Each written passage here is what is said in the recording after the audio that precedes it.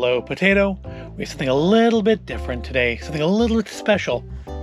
Something that normally would have been in a Weekend Magic video, and indeed would have been last week's Weekend Magic if not for the closing of the Disney Store, causing me to do a final Disney Store haul video instead.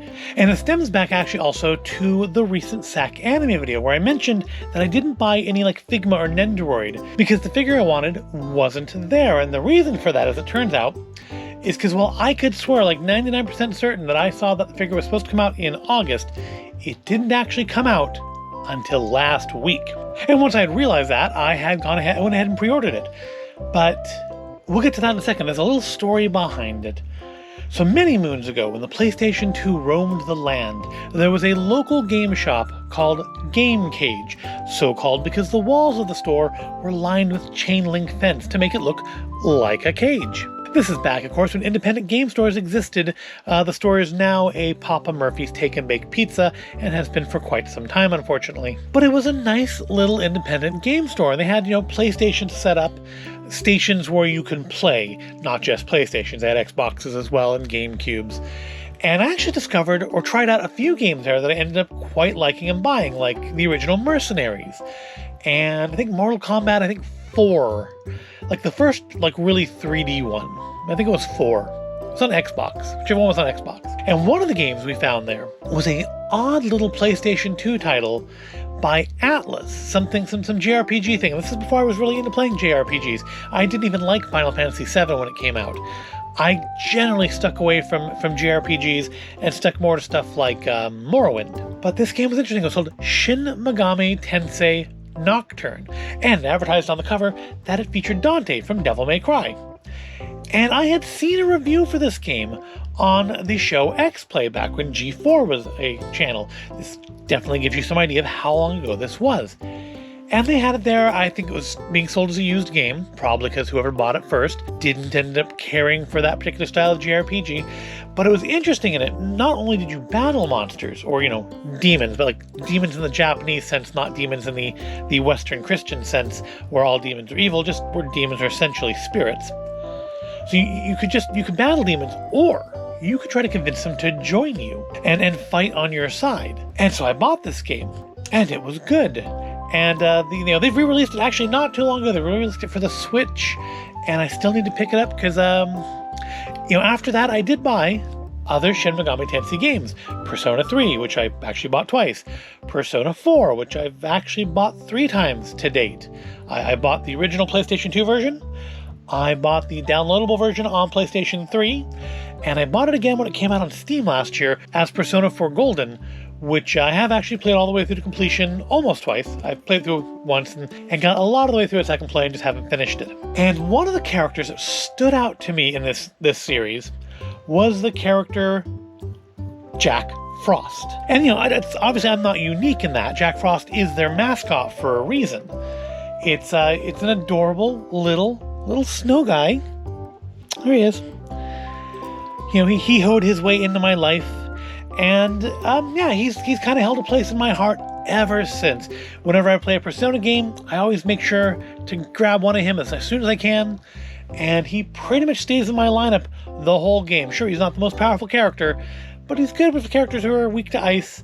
And, he's adorable. Look at him.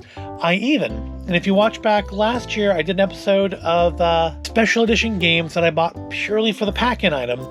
I bought the game Devil Summoner 2 purely because it came with a plush of Jack Frost there, dressed as the main character from that game. This is back when you couldn't just buy Jack Frost items.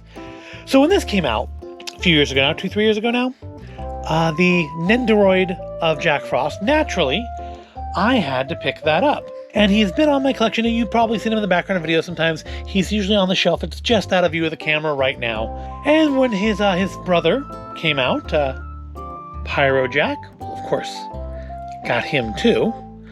Because he's another one that I pretty much always keep in my lineup when I'm playing a Persona game. And they're both just little adorable characters. There's actually one other figure in this set. I think it's actually a Revoltech, not an Nendoroid. It's Pixie. And I did never pick her up when she was out. And now she's like $300, and I'm probably never going to get her. But earlier this year, they announced they were releasing another character. No, not the third Jack brother, Jack the Ripper, although I guess he is in the new Shin Megami Tensei, or newest. It's not new anymore. It's the most recent Shin Megami Tensei game, which no, I still don't have because they still haven't put it on a system. They have it on Switch. I guess I can get it on Switch. I was kind of hoping it would come out on Steam because it seemed like Persona 4 did well on Steam. I kind of was hoping we'd see a Shin Megami Tensei. Well, Persona 5 would be nice to see on there as well, but I figured we'd see a Shin Megami Tensei on there as well, and it just hasn't happened yet. But what did happen is they released a new Nendoroid. It just came out last week. I pre-ordered it basically right after SacAnime when I realized it hadn't actually come out. And it is this Black Frost. Basically, Black Frost, if I remember correctly, is essentially a Jack Frost that has remembered he's a demon and has kind of reverted to his powers. And yeah, we're going to unbox him today because I could have waited and put him in this week's Weekend Magic, but I didn't want to. I wanted to get him out. He's been here. He's been sitting here for a couple days now, all nicely bubble wrapped up. Ordered him from Amazon for way too much money because it seems like really right now all these figures are more expensive than they previously were, and I think it's just because shipping issues, getting things from Japan. Because of course they don't make these things for the US. I mean, why would they? Kind of surprised they did a Black Frost instead of King Frost, but I'm guessing it's because it's probably the same mold, just with a slightly different colored plastic. So it was probably cheaper to make. But here he is. He's a number 1493 Atlas Sega. What does the 15 mean? Is it 15 years? 15th anniversary. Of what? Of Max Factory? Of Shin Megami Tensei has been around longer than that, because that's been around like since the original Famicom. Because I had the iOS version of the original Shin Megami Tensei, and let's just say that by modern standards, it looks awful. Controls awful too, but I'm sure for the time it looks very, very impressive. But we have our Black Frost. Looks like his boots are a little different sculpt. Obviously the eyes are not nearly so friendly, and he's got a little Jack Frost in his hand. So let's pop him open. He's going to join them on the shelf. I'm going to have to move. I think I have that Fallout thing from a Loot Crate there. I think that's probably going to have to move because Black Frost definitely needs to go on the shelf with his nicer counterpart. This does not want to open. I really don't want to rip the box up. I do actually keep these because I keep all the extra parts because these things always come with extra bits. So I think we're seeing more and more now in American figures, which I like, or at least Western figures. And I like the extra bits. I like something I always kind of was jealous about as a kid of like girls' toys. Girls' toys. I grew up in the 80s. It's not a term necessarily we'd want to use today, but it was accurate at the time. Because they always had all these extra accessories, and boys' stuff didn't.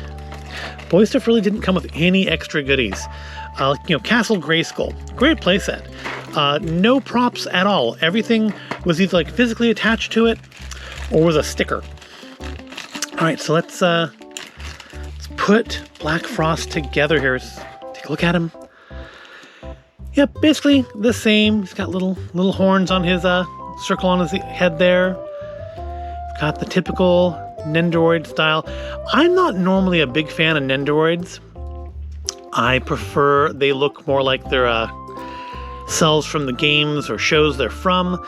But for these characters, it actually works really well because it's just kind of how they look in the games.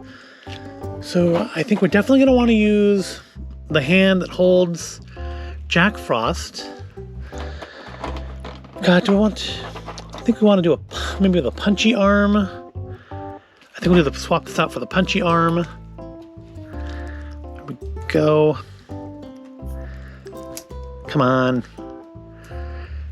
The little ball joints on these are always fiddly when you're trying to put new pieces on. Come on, let's get that.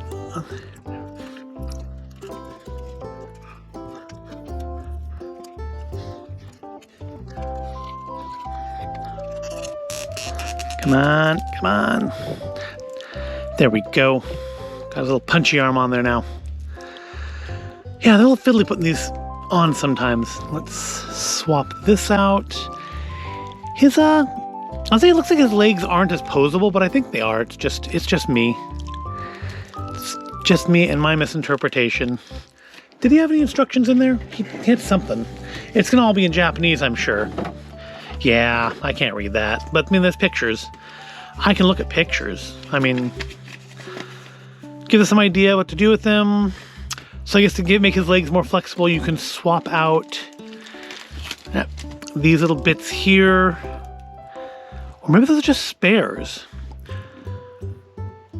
What is... That's, I guess I don't... Oh, okay, so you can sit him down. That's what these are for. These are his sitting legs. That's what these are. Well, we're not going to have him sit. We're going to have him stand. Because we don't need that. Put that arm in there. Actually, I guess... Put the hand up there. That's where the fist was. Put the arm in where the other... Yeah, it's not going to really work. We'll just throw it in there. Sometimes they have little zip-top bags. I guess usually when it's like Figma, they have little zip-top bags so that you can put all the little extra bits into them if you're not going to keep the box. But like I said, I'm going to keep the box, so it's not as big of an issue. Give him his little base. His base is more like a Pyro Jack's there, because Jack Frost actually had like a special little Jack Frost base. And Black Frost has more like the just kind of basic stand that Pyro Jack there has. Let's put that in there, which means it's going to take up a little bit more room on the shelf. And let's see, does it have that piece? So this one has a special little ring that you can put around the tail. This one, it shows it, so there should be one here somewhere. There it is. It's clear, so it blended in. See if I can get it out. Without losing everything. It's part of why I keep these things in the box when I'm not fiddling with them. Actually, kind of cool. I think it was came with a second body for Jack there, so you could have him riding on Pyro Jack's back. All right, so we want to put this through here. Is that right? That seems to be right. Oh, nope, this way though, this way. This way around. Read the words. I guess to give him a little bit more support in the butt area. Is that right? Yeah, I guess it is. The only way that's going to possibly fit. There we go. I just had to slide it up first and then put the tail in. All right. All right, he is ready to mount. And just gotta get that on there and find a level that looks comfortable for him. There we go. And I just pulled him loose.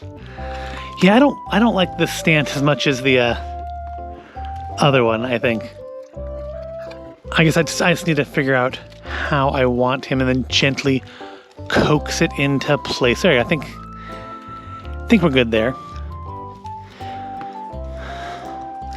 And yeah, I think there we go. I think that's the ticket. There we go. And I've just stuck the bag to the tablecloth. And now there's sticky stuff on the tablecloth that will be there forever.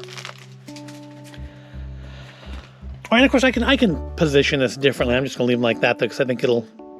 Actually, I might move it to the center spot so I can... There we go. Fit him in, I think, a little better on the shelf that way. Yep, there we go. That's our Black Frost figure. It's very cute. As with Nendoroids, it's fairly sturdy, fairly solid, very flexible, lots of good articulation. Not as good as, say, on a Figma or a Voltec, and that's part of why I like them better too, is you can pose them a lot better than you can Nendoroids. But I think it works for, again, it works for the Jack Frost characters, works for these Persona guys. And again, these two are ones I always keep in my lineup. Him, not so much, but I mean, he's adorable, and if they're going to make a figure of him, how could I not get it? I mean, look at it. It's like looking in a mirror when they look at each other. Look at it. Oh, he does not want to stand up. Maybe his stand is better. It's like looking in a mirror. He's like, you're me? Yeah. It's even got a little hymn on there. I'm just babbling now. All right, that's going to do it. I wanted to show this figure off. I want to do an unboxing of Black Frost and tell a little bit of the story of my experience with the Shin Megami Tensei series. Here's the rest of our instructions. You can do different things, but I'm probably going to leave him just like that until the end of time. Well, I hope you found this all interesting and entertaining. If you did, give the video a like. Make sure you subscribe to the channel. I thank you for watching, and I'll see you in the next video.